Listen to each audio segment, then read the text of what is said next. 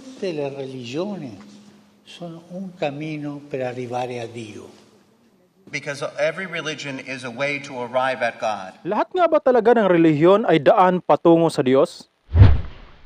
Welcome to the Gospel of Grace TV, the Soul Securing Ministry.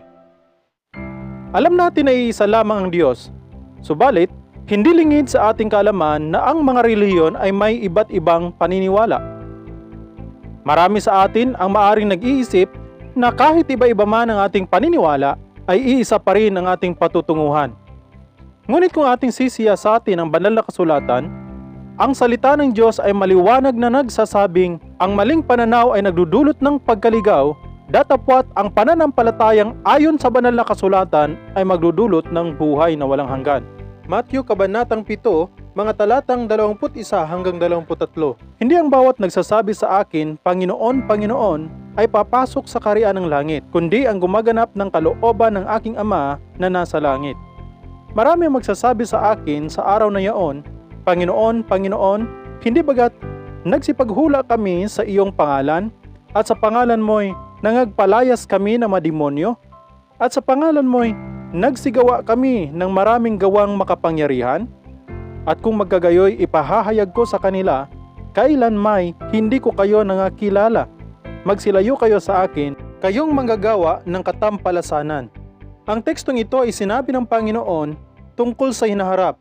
Marami ang mag-aakalang sila'y makakapasok sa kaharian ng langit dahil sa sila'y nangaral din naman sa pangalan ng Panginoon, nagpalayas ng mamasasamang espiritu at nagpakita ng iba't ibang mga himala sa pamamagitan ng kanyang pangalan. Expectation versus reality. Ang akala nila'y sila'y maliligtas dahil sa kanilang mga ginawa, subalit salungat ang kanilang kinahantungan. Ngayon, tama ba na ang lahat ng relihiyon o paniniwala kahit magkaiba man ay patungo pa din sa Diyos? Ang sagot ay mali. Ito ang dahilan kung bakit sinabi ni Apostol Pablo na dapat ay siyasatin natin kung tayo ba'y nasa pananampalataya, sa makatuwid ay nasa tamang pananampalataya.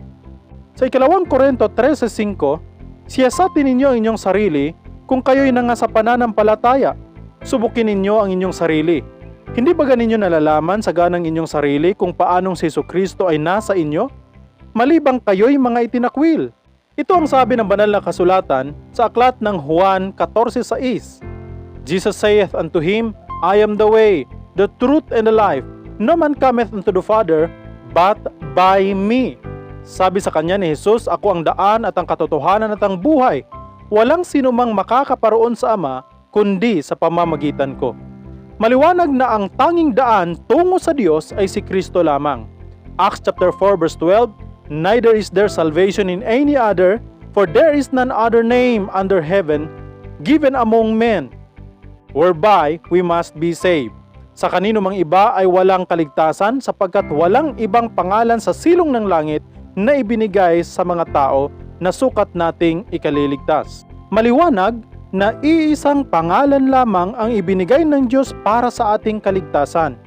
Yan ay sa pangalan ng Panginoong Hesukristo.